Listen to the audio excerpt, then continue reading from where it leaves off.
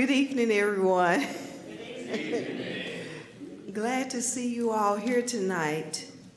I, Jacqueline Colton, President of the Duncanville ISD School Board of Trustees, call this meeting of the Duncanville Independent School District to order. Let the record show that there is a quorum of trustees in attendance tonight, that the meeting has been duly called and noticed. And that notice has been posted in accordance with the Texas Open Meetings Act, Texas Government Code, Chapter 551. We will now move to opening ceremonies. Okay, invocation will be led by Dr. Flowers. All right. Yeah.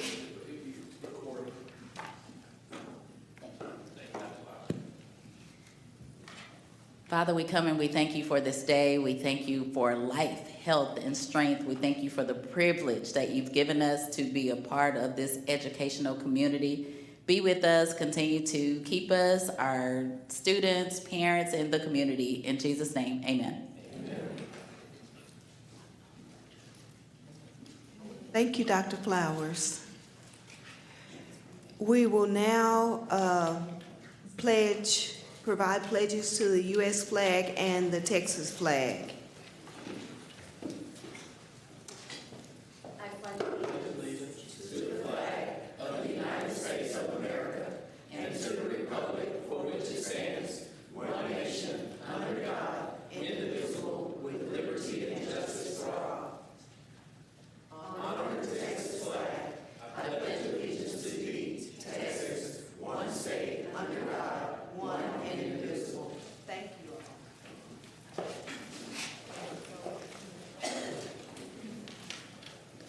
I will now turn the workshop over to Dr. Goree. Thank you, Dr. Goree.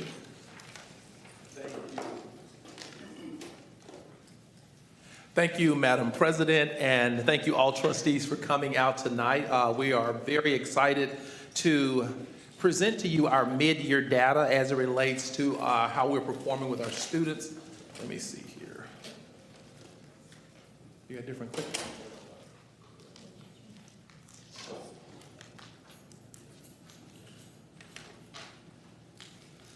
All right, there we go. Thank you.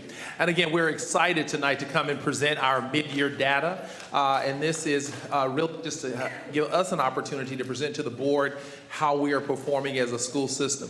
You know, I was meeting with the president today, and I told her, you know, we are truly transferring our conversation in the district to be all about data.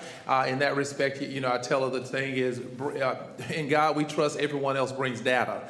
And we're making data-driven decisions, and really excited tonight to highlight some of the progress that we're seeing in our school district. Now, tonight you'll see several things. We're going to talk about overall data. We're going to provide some opportunities to provide education on what the accountability system actually looks like in the state of Texas. But at the end of the day, we know it is our responsibility to grow children. We know it is our responsibility to provide the type of education that our children and our community deserves. And tonight is going to be an example of how we're moving in the right direction. I will not tell you that everything you see tonight is going to be perfect, but I will tell you that we are committed and have a plan to continue to move toward the mark that our community deserves. And again, I do hope that you take advantage of this opportunity to ask any questions that you have. We're going to stop frequently so that you have opportunities to ask your questions. We'll stop pretty much after every presentation and entertain any questions that you have. That way we won't get to the end and we have just an exhausted list of questions. So we do want to certainly make this very interactive. I do want to thank our principals for being with us today. Let's give them a round of applause.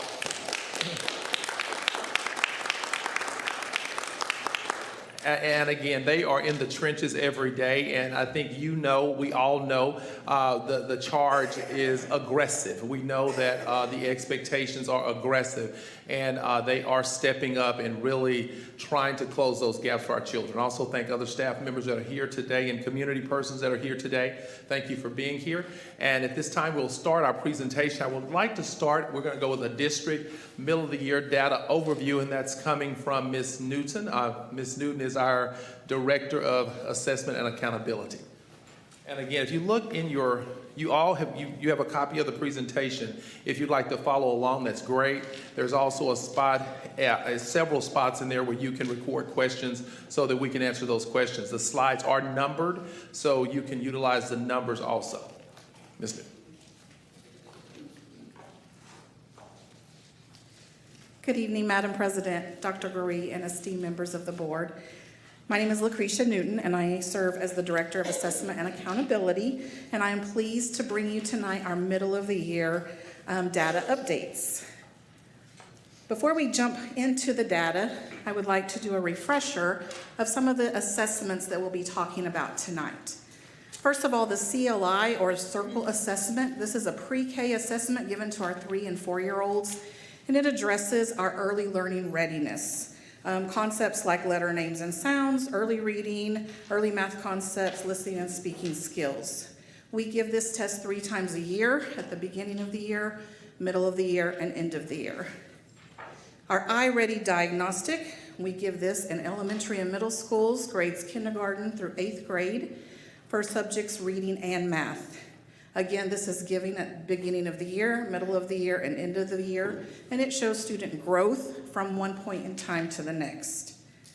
We have our NWEA map, which is given at the elementary and middle schools for science, 5th and 8th grade science specifically, and then our high school subjects take our map test. Again, this, like the other 3, it's a diagnostic growth, measures growth. It's given beginning, middle, and end of year. One thing to keep in mind about these 3 assessments is they are used for our teacher incentive allotment. This is how we evaluate student growth for our teachers when we're looking at our TIA. The last assessment we'll talk about is our local benchmark assessment. We give this for all grades and subjects that are STAR tested. In the fall, we gave a benchmark right before Christmas break to grades 3 through 8, and right after Christmas break to the high school. This test was created using STAR released questions. However, it was not a full STAR length test. It was half of what a STAR test would be because we are halfway through the year and we have taught half the curriculum. So the test did not include any material that had not yet been taught. It was half a year's curriculum. So looking at our iReady data, this is, again, our elementary and middle school reading and math. I am showing you here the change in percent of the percentage of students that scored at the meets and masters level of the iReady assessment. For example, at Acton Elementary School on reading iReady, they showed an increase of 12 percentage points from beginning of the year 2025 to middle of the year that we just took a couple of weeks ago. In math, they showed an increase of 13 points. As you will see across the district, we showed gains many times double digits for every campus, and this again was from beginning of the year to middle of the year, reading and math. Our map data is very similar. This again is our 5th and 8th grade science, and our high school subjects, including Algebra 1, Biology, English 1, and English 2. And this again shows the growth for just that upper level category of students scoring in the meets and masters range. So, for example, Acton Elementary increased by 3 percentage points on the 5th grade science. Biology increased 15 percentage points at the meets and masters level. Again, we are showing growth. We have less kids below grade level is what this data shows us. We aren't there yet, and we still have gaps to close, but we are moving in the right direction. We had all campuses show increase except one, and that campus did not decline. It showed no change from beginning of year to middle of year. As I said, our fall benchmark was a half of a benchmark, or half of a STAR test. But we wanted to compare it to see where we were at the middle of the year, the midpoint, compared to where we were at the end of the year last year. So comparing the data for approaches, meets, and masters from the STAR 2025 this past spring compared to our benchmark, you can see the change in score, whether it was an increase or a decrease. It was pretty much an increase across the board with 4th and 5th grade. Not necessarily the same with 3rd grade. However, one of the things we want to mention is that this is the first high-stakes environment that our 3rd graders have taken. To sit for several hours and read passage after passage, or complete 25 math problems, it takes time for a student to build up that stamina. And so part of the reason for our benchmarks is to help them build that stamina. So the fall benchmark was half. When we do our spring benchmark before spring break, it will be a full STAR release test. And so our campuses are working with them to build up the stamina in taking that test. One thing to note here is that most of these scores are still within about 5 points of where we were at the end of the year last year, and it is just the middle of the year with this data. So we still have time to make improvements. Our middle school fall benchmark, same information and a very similar pattern. Our 6th grade students was where we saw a decline across the board.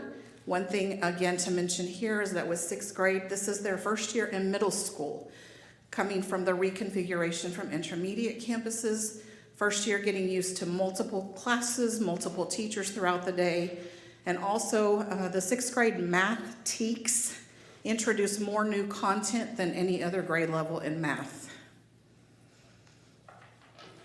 High school.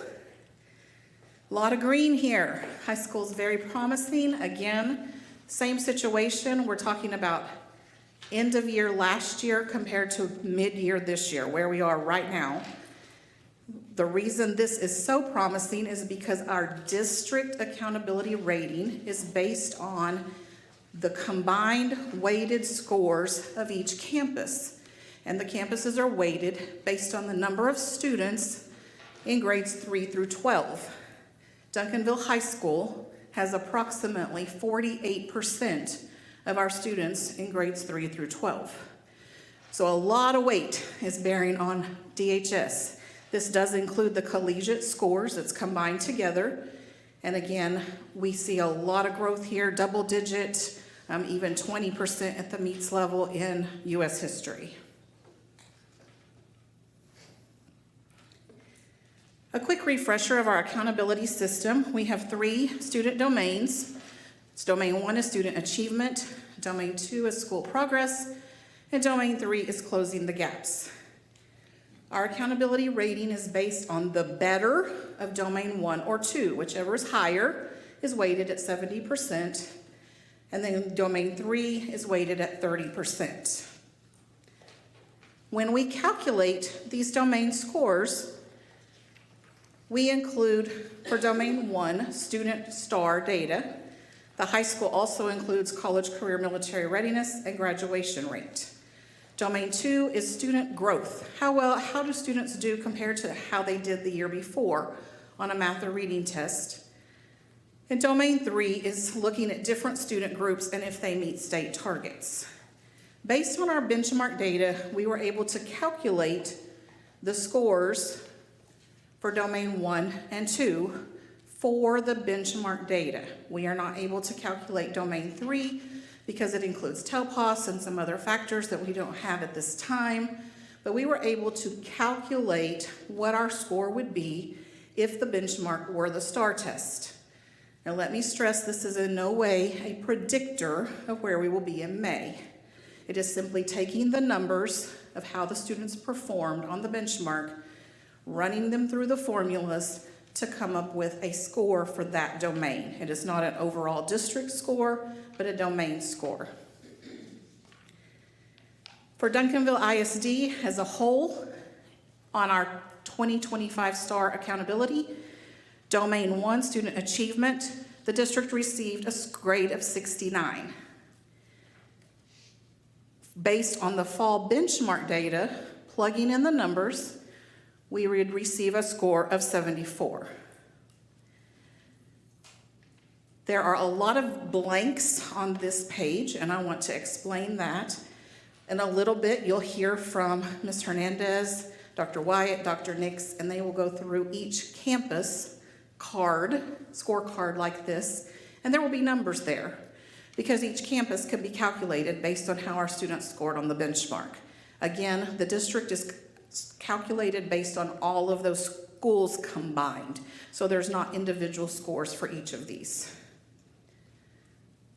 For Domain 2, Student Progress in 2025 STAR Accountability, the district received a 72, and based on the calculations from the benchmark, the district would receive a 79 if the benchmark were the STAR test. Again, this does not predict where we will be in May. It's just a snapshot of where we were on benchmark during our benchmark timeframe.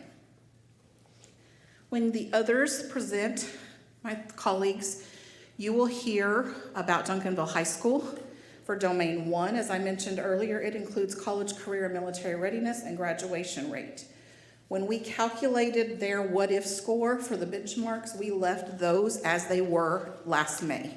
So the only thing that we changed in the calculation was the data from the benchmark, replacing the STAR data. Also, Daniel Elementary, you're going to see a comparison on the left side of Daniel Intermediate, where they were last year, compared to Daniel Elementary this year. So it will be a comparison of 5th and 6th grade to 3rd through 5th, not exactly comparing apples to apples, but just an idea, again, of where Daniel Elementary stands today. The same with Hardin Elementary. They will not have anything on the left side because they are not going to have a rating this year due to having a new campus number, as Dr. Wyatt will explain in her presentation. So again, their right side is just a picture of where they were with our benchmark data. I'm open for any questions that you may have with our mid-year data.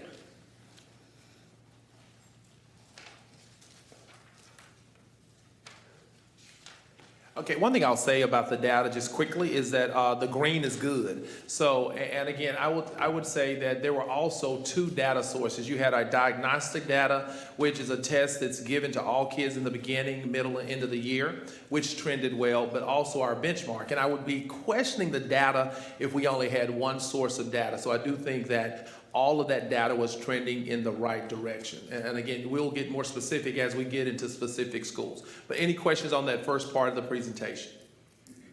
Thank you. We'll now invite Ms. Mullins to come up, and Chrissy's going to bring us an update on our early literacy.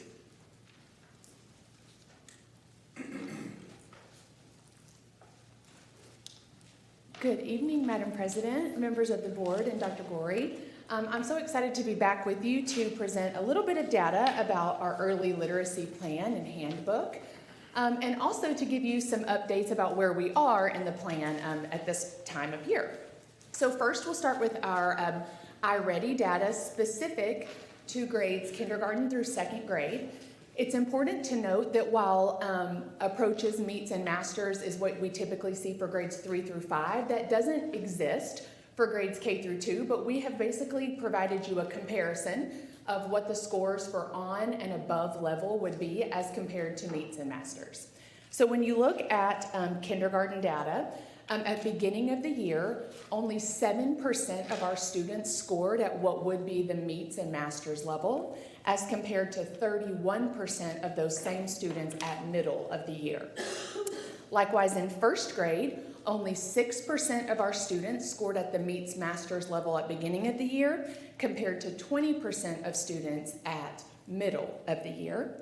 And again, in 2nd grade, only 5% of our students began the year at the meets masters level, with 15% of our students scoring on or above grade level meets masters at middle of the year. In addition, pre-K gave CLI, and they went from a 69% of students who were scoring at the meets masters level to 74% of students scoring at the meets masters level at mid-year. So very good, impressive data for our early literacy performers.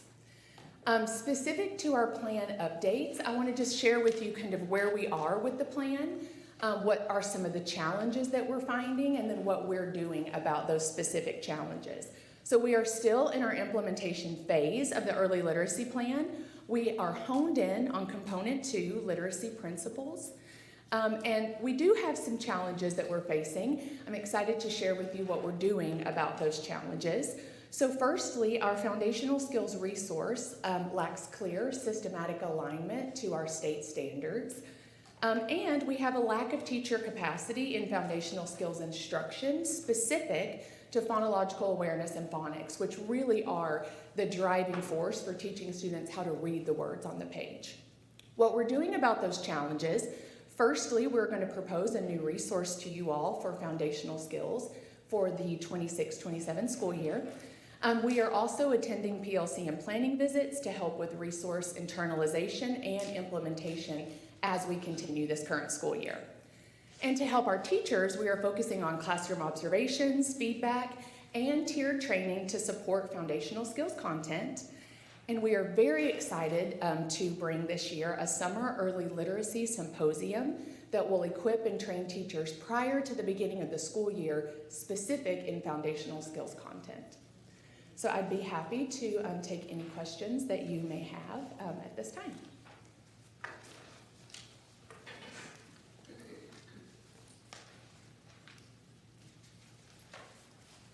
Dr. Flowers. I don't have any questions on that particular presentation. But I was wondering, what are we doing for first and second graders to help prepare them for the testing in third grade? Do they have like classroom assessments on a digital platform to kind of ease them into the third grade rigor of testing?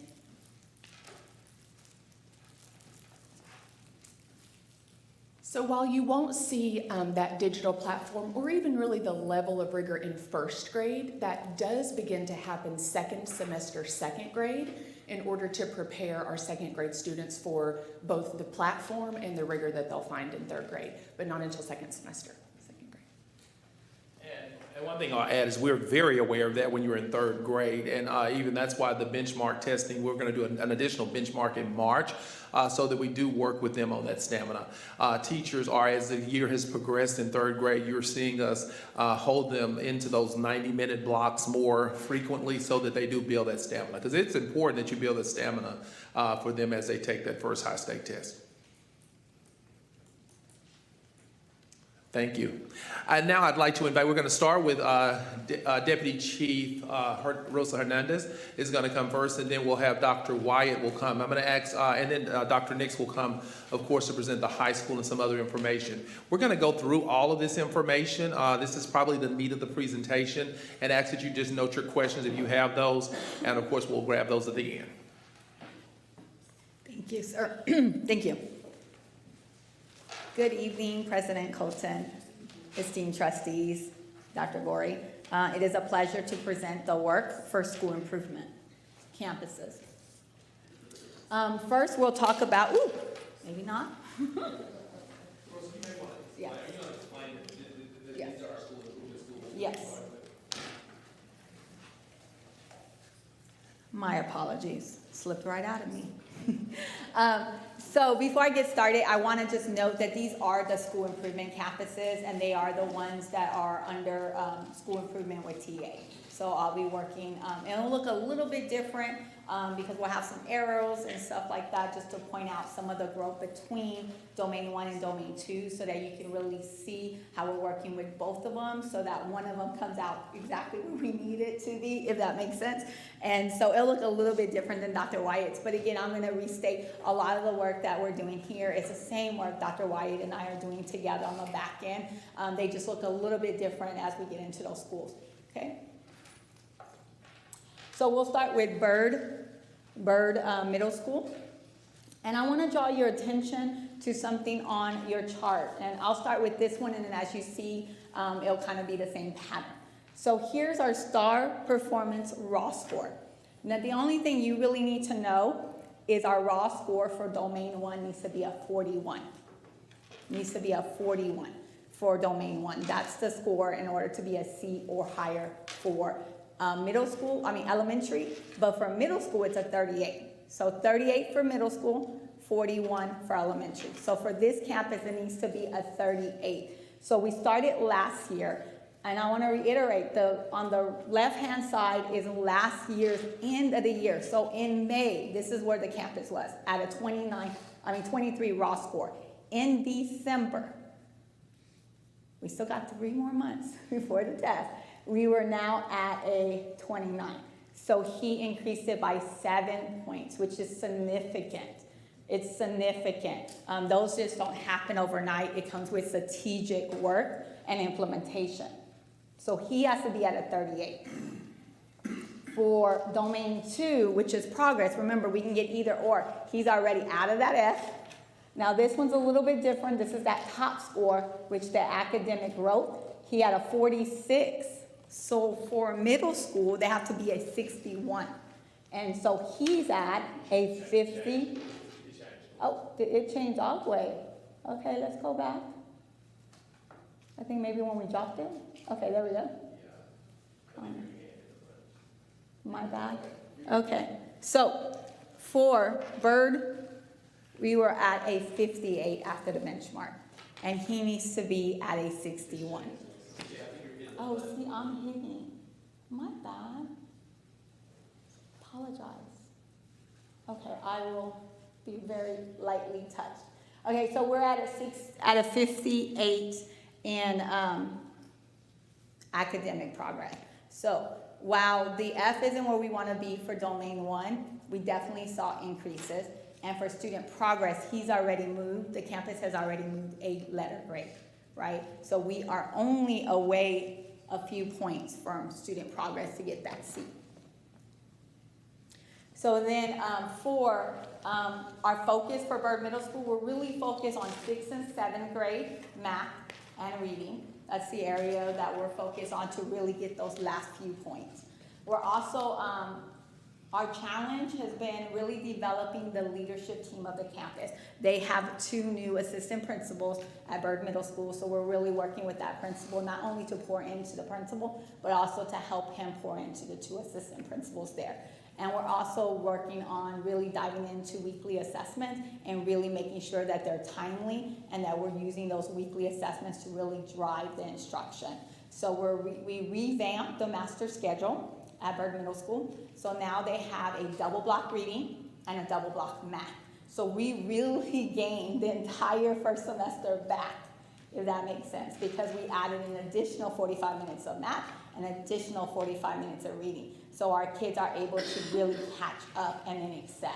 So he has a really good system in place, and now we should start seeing those growths that we want to see.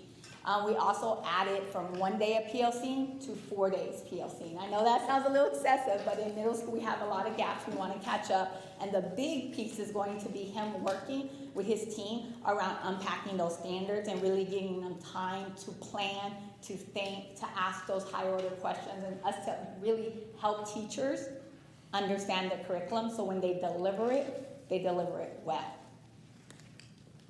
Our TA plan was approved on January 23rd for all campuses that we submitted a tip, so we're pretty excited because some people got theirs kicked back. So Duncanville ISD got all plans approved. We have our first instructional walks starting this Thursday. Bird's instructional walk for TA for our accountability purposes is February 20th. Then we have Acton Elementary. So Acton Elementary moved from a 57F, which was a 32, and she needs to be a 41. She moved to a 35, and she moved it from an F to a D. So we're 1 grade level higher than we were last year on STAR. So this is probably going to be their pathway.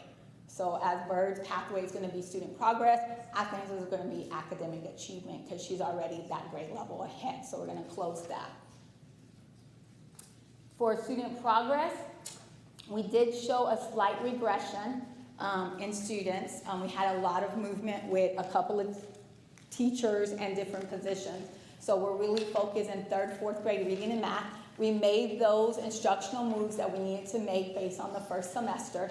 The right teachers are in the right spots.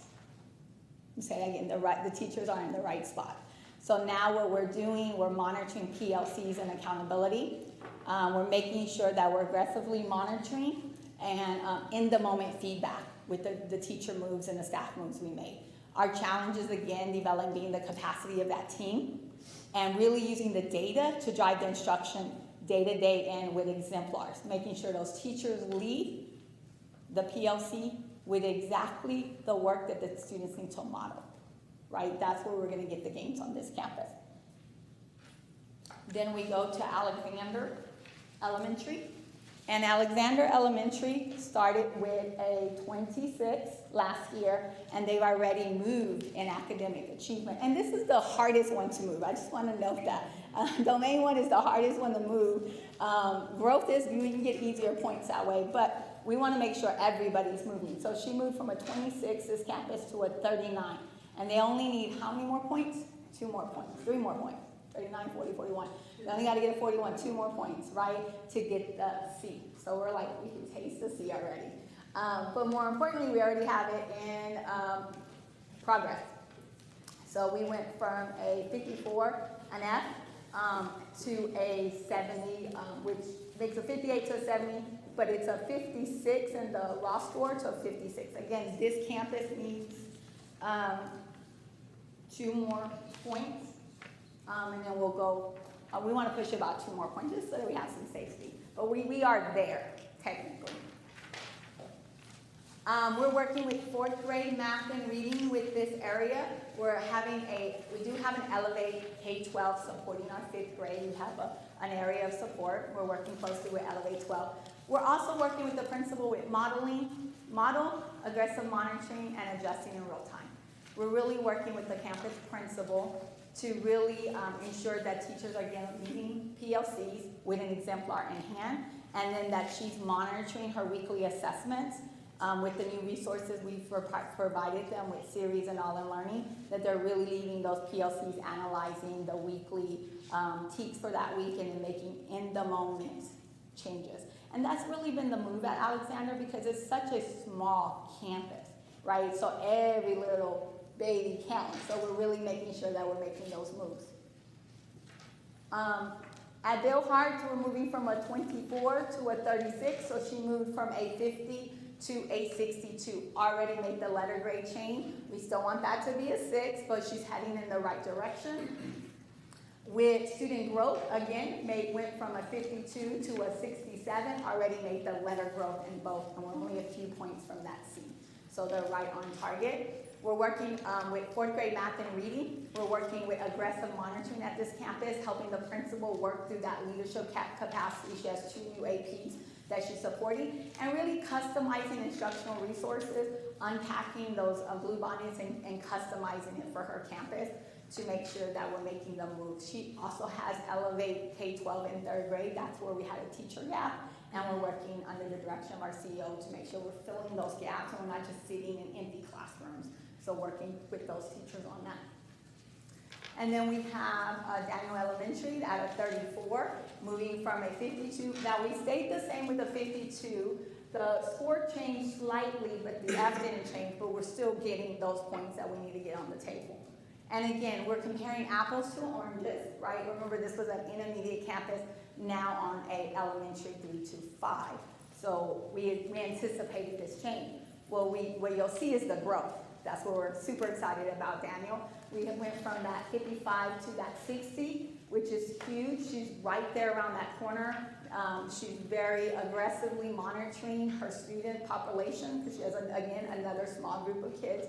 So it's going to be really critical that she works with her leadership team and that she's customizing those resources. She's really digging into those PLCs, leading those PLCs, modeling, expecting that aggressive monitoring when teachers are lapping around the classroom. They know exactly what they're looking for and how to give that real-time change so that we're changing instruction, not waiting for the next PLC, but changing it right there in the moment in the classroom. Fair Meadows Elementary, we went from a 66, we did regress, and we just want to note that we had some leadership changes in this campus, And so we hired a new principal. Mr. Duncanville has joined us as of technically January. He was kind of in and out visiting in December, but really started in January. So we look forward to his work. He's already made tremendous changes with restamping PLCs, relaying expectations for Tier 1 instruction, modeling what Tier 1 instruction looks like with his team, and adjusting that master's schedule. So we're gonna work with him with his new leadership, establishing systems, building relationships, and building that capacity of his team. Then last, we have Maryfield Elementary. Again, we're staying steady, right, at a 29 to a 29. But then we see a slight growth in student progress. We went from a 56 to a 59. Not quite where we want to, but we definitely are homing in. So our challenge here is, again, building the capacity of the leadership at Maryfield. She's working hard on 3rd grade and 5th grade reading and math, working on really just owning that Tier 1 instruction with modeling, aggressive monitoring, and real-time feedback. That's really going to be where we're going to get the points and knowing, walking into that classroom, I have 22 babies, and how many of those babies need X, Y, and Z. She's also making sure she's lifting the tutor by teachers and making sure we're being very purposeful with that program. We thank you guys for that money. Making sure she's pulling the group she needs for do not meets to approaches, approaches to do not meets, etc. Being really critical about the 15 groups she has. And then also monitoring PLC and providing that feedback loop of coaching cycles with the teachers that we want to closely work with. And that is me. Those are school performance. Are there any questions that I can help answer? We're passing it on to I'll pass it to my bestie over here, Miss Dr. White. This moves really slightly. Greetings. Good evening, President Colton, esteemed members of the board, and Superintendent Gurry. Well, greetings again. I'm Dr. Wyatt, and I will now present to you the schools I have the privilege of supporting. We will begin with Hardin Elementary. This campus will not receive a rating this year because it was reconfigured from an intermediate school, Hardin Intermediate, to an elementary school, and it was assigned a new TEA number. So this makes a baseline year to set academic goals for the official rating, but that does not take away from the intentional work that we are doing every single day on the campus. So currently, it has a student achievement domain grade of a 60, and just as Ms. Hernandez explained with the scale score, the current raw score that you see is at a 30, let's look here, it's at a 35. So we are only, if we put this in the TEA calculator, we are only 6 points away for this to go up to a C. So the same also applies for school progress as well, and we are only 6 points away. So you may wonder, what are we doing each day to be intentional to be ready for 2027? So right now, our focus at Hardin Elementary is 4th and 5th grade math and reading. We are monitoring to understand what motivates students to enhance instructional impact. We are also ensuring that instructional leadership recognizes, defines, and execute when they go into a classroom. Can they name it, and can they do real-time coaching to ensure that the teacher is supplied with everything that they need to be effective? As a result, there are coaching cycle results that last for 3 weeks, and then we name something else and keep going. There is also a focus on high-quality Tier 1 instruction with differentiation. There's never a challenge to walk into a classroom to see small group instruction taking place. And currently, we are focusing on building prerequisite skills to support grade level mastery.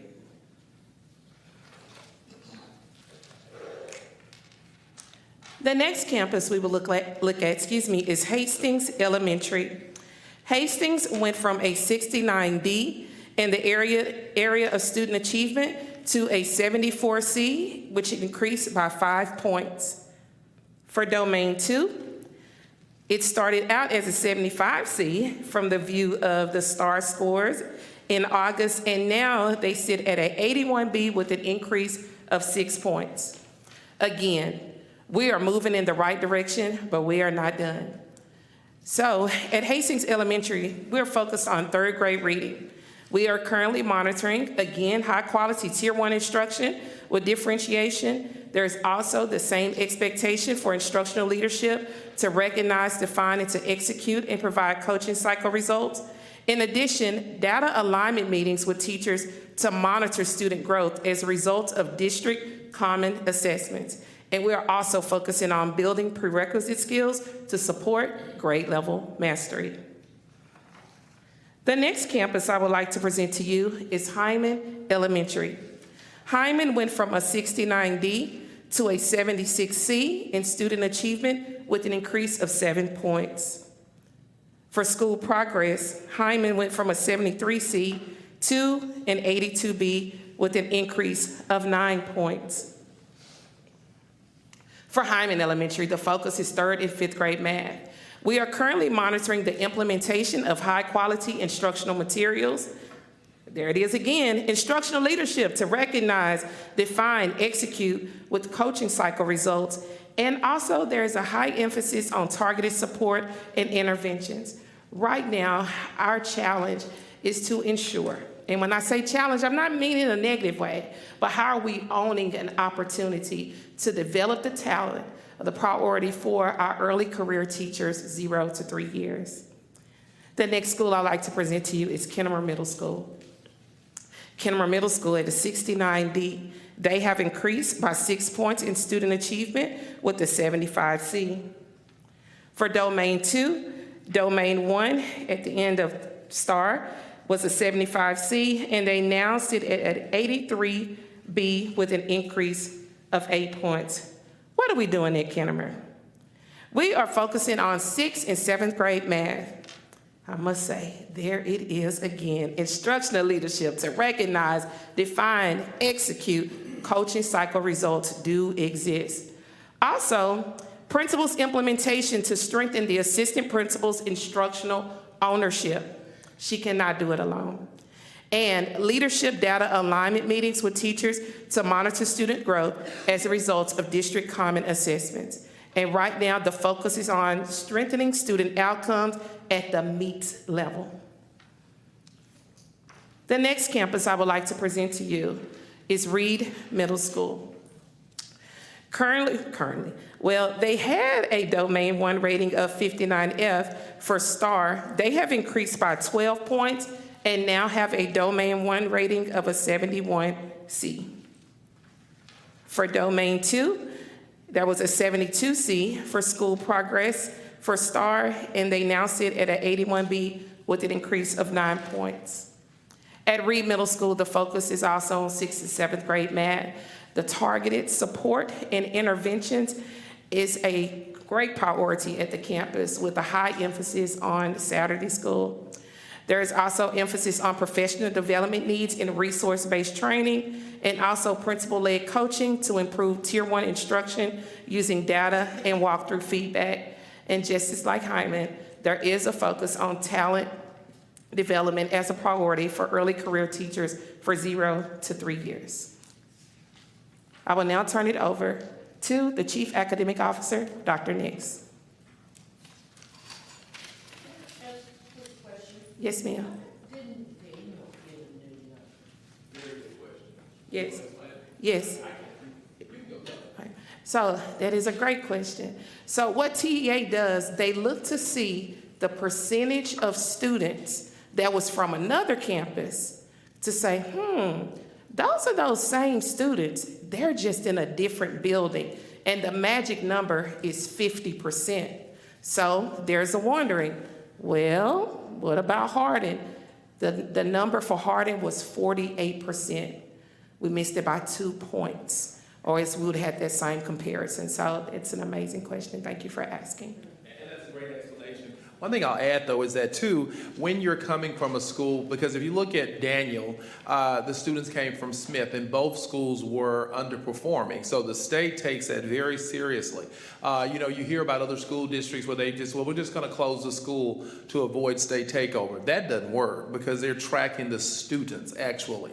Even our students that were at Central, if you remember, the team presented to the board recently, we've had to go back and track where every one of those, when those schools closed, those students that were failing, that were in that school when it was failing, we have to track and provide support to those individual students regardless to where they are in the district. Yeah, but had we have had a few more kids from Central to go to Hardin, then we would have gotten that number. So that's the only of our intermediate schools, that's the only one that will get a new number.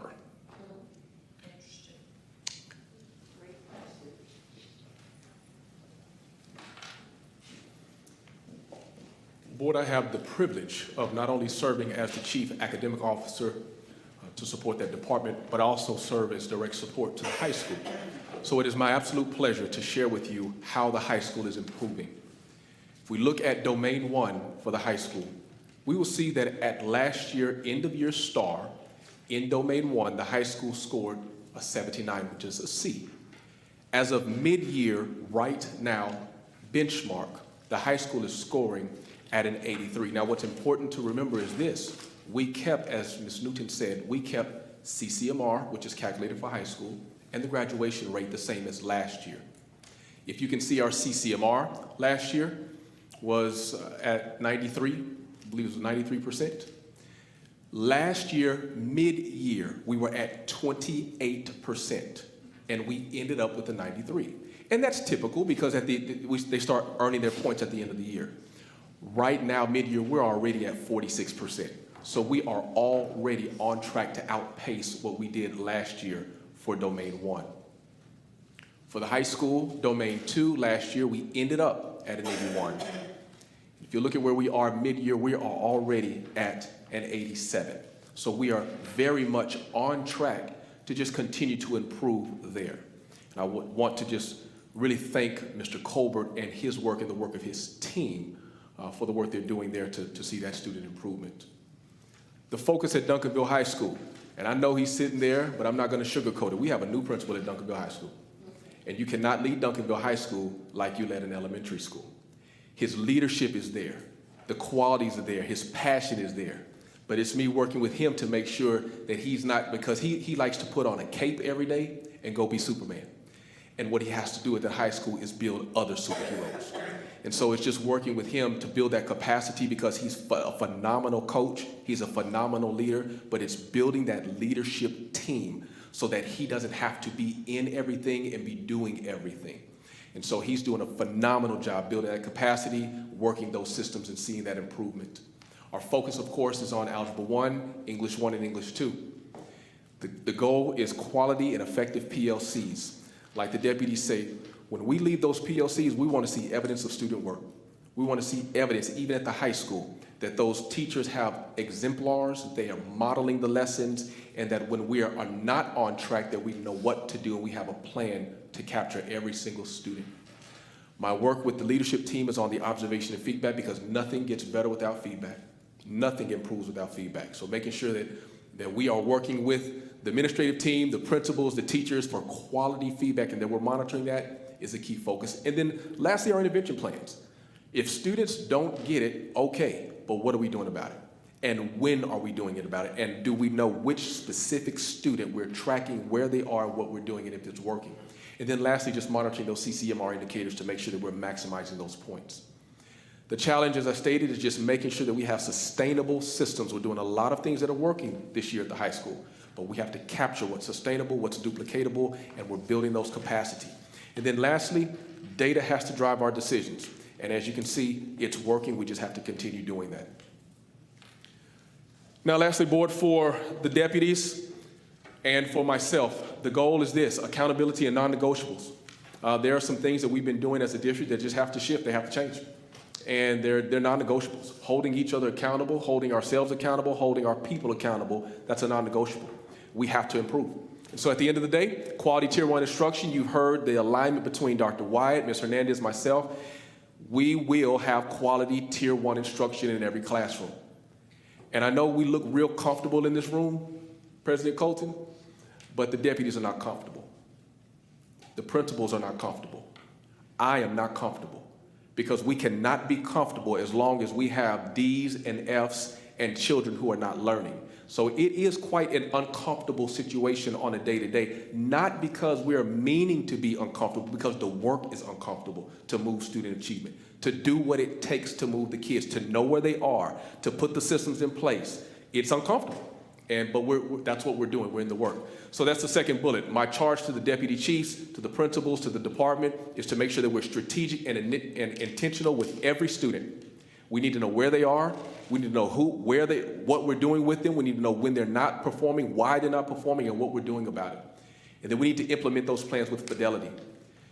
And then lastly, we have to be in alignment. This is the first year that the Office of School Leadership has fallen under CNI. And I can tell you, because I've been on both sides, the biggest challenge, Coach, the biggest challenge, we've all been on a team, but it's hard to work as a team. And so getting the team to work as a team, that means the principal should not be hearing 15 different messages. It's hard to do something when you've got 15 different masters.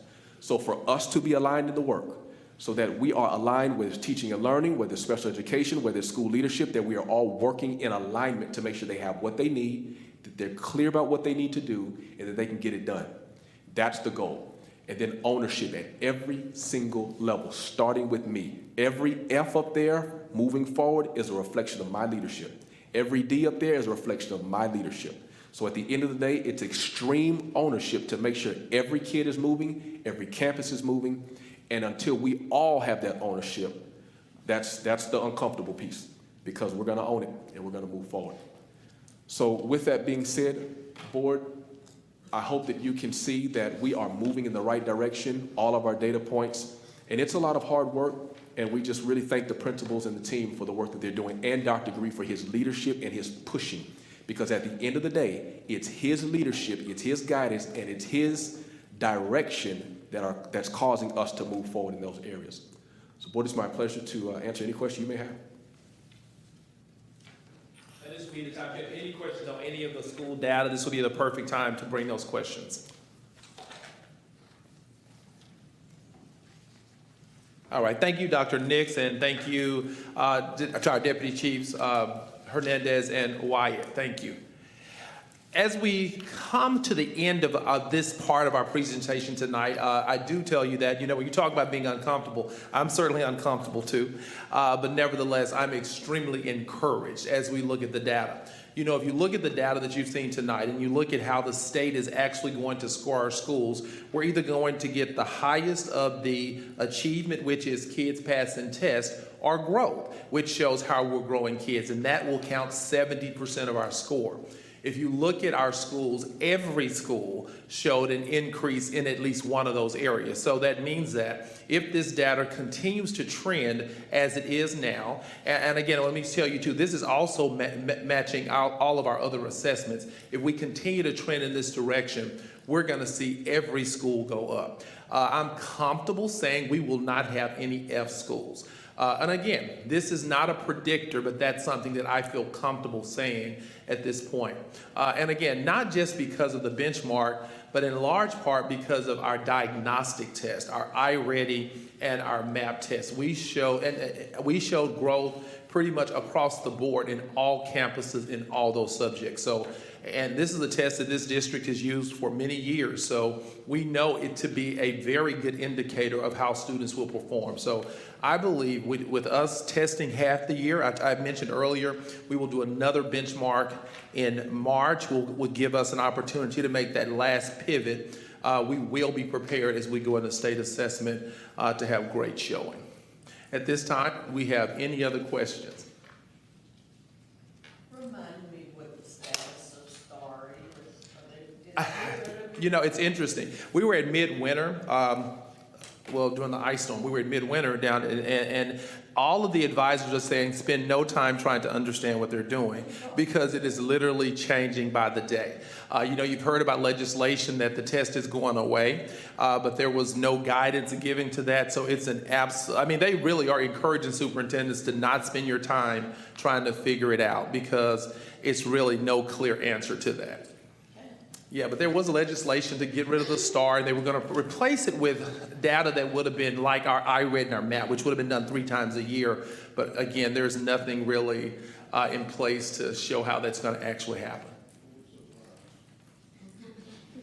Exactly.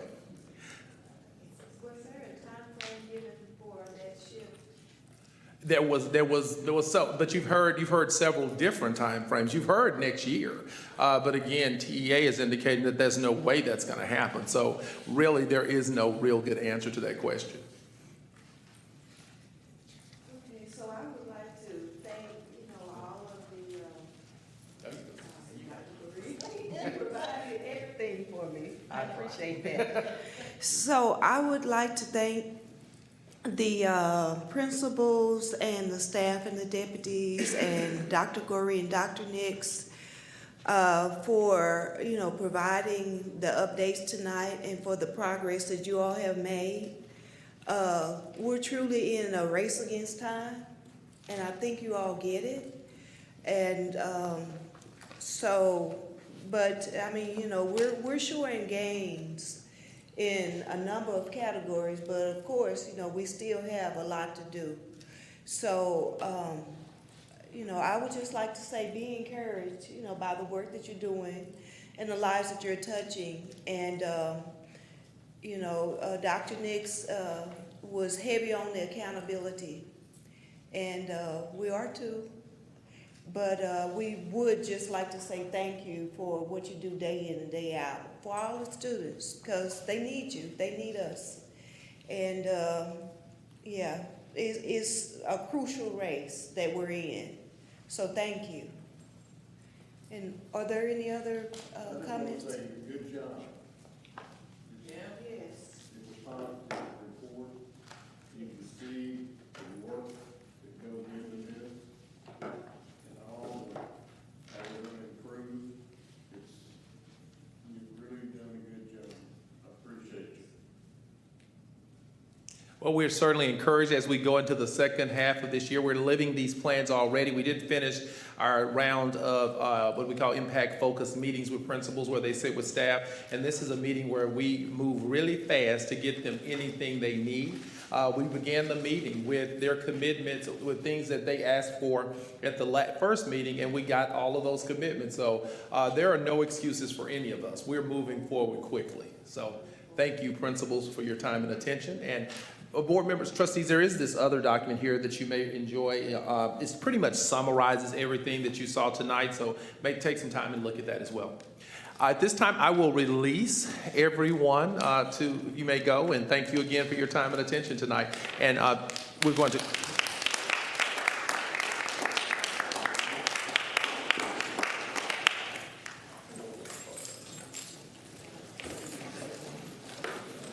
Thank you, Dr. Gorey, for your leadership. Thank you for letting me.